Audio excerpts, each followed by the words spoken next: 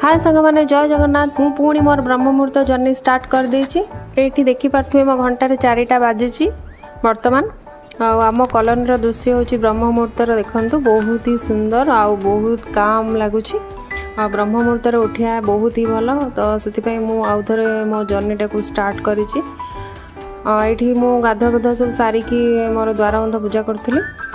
जेहेतु द्वारबंध सकाल सकाल पूजा करिया बहुत ही भल बहुत ही शुभ होता है तो से मुझे मोर दीप धूप सब लगे पूरा पूजा करदे। आज जेहेतु पवित्र अक्षय तृतीया थिला तो से भल से भगवान को धूप धूप दे दूसरी।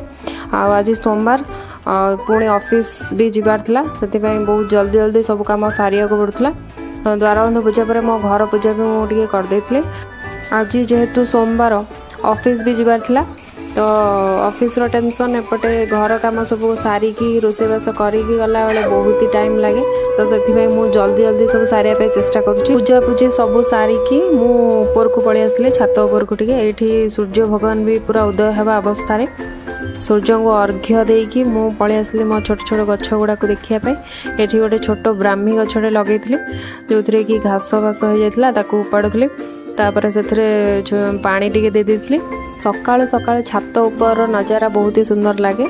तापर आमे बाहर पड़थिलु स्कूटी रे पार्क जीवा पई तो पार्क गला बाटरे आमको देखाइथिला गोटे काऊ तो से काऊ को केमती करूछन्ते एठी मो हस्बैंड देखिबे आपण।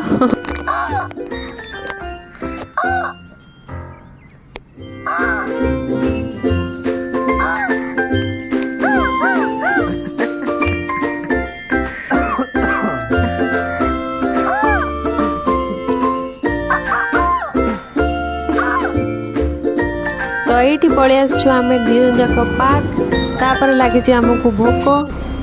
आज ब्लॉग रे एतिकी रहुछि। राधे राधे।